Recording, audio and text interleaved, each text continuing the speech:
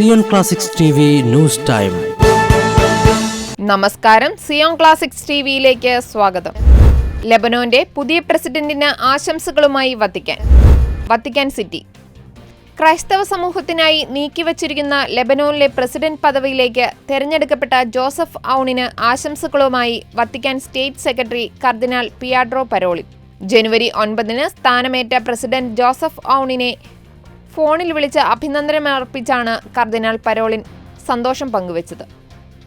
ആശംസകളും അഭിനന്ദനങ്ങളും അറിയിക്കുകയും ചെയ്ത പരിശുദ്ധ സിംഹാസനത്തിന്റെ സെക്രട്ടറി തന്റെ പ്രാർത്ഥന ഉറപ്പു നൽകി. ഹിസ്ബുള്ള ഇസ്രയേൽ സംഘർഷത്തിൽ കൊടിയ ഭീതിയിൽ കഴിയുന്ന തെക്കൻ ലെബനോനിലെ ക്രൈസ്തവർക്ക് അവസാനം ലഭിച്ച സ്വാഭാവിക നീതിയായാണ് ജോസഫ് ഔണിന്റെ പ്രസിഡൻഷ്യൽ സ്ഥാനത്തേക്കുള്ള തെരഞ്ഞെടുക്കപ്പെടലിനെ പൊതുവെ വിലയിരുത്തുന്നത്. 61 വയസ്സ് പ്രായമുള്ള ജോസഫ് ഔൺ ലെബനോന്റെ 14ാമത്തെ പ്രസിഡന്റാണ്. 2017 മുതൽ അദ്ദേഹം സായുധ സേനയുടെ ജനറലായി സേവനമനുഷ്ഠിച്ചു വരികയായിരുന്നു. ലെബനോൻ പ്രസിഡന്റുമാരുടെ വിശ്വാസം സ്ഥാനാർത്ഥിയെ നിർണ്ണയിക്കുന്നതിനുള്ള ഒരു പ്രധാന വ്യവസ്ഥയാണ്. പൊതുവെ ക്രൈസ്തവ വിഭാഗത്തിൽ നിന്നുള്ളവരാണ് പ്രസിഡന്റ് പദവിയിലേക്ക് തെരഞ്ഞെടുക്കപ്പെടുന്നത്.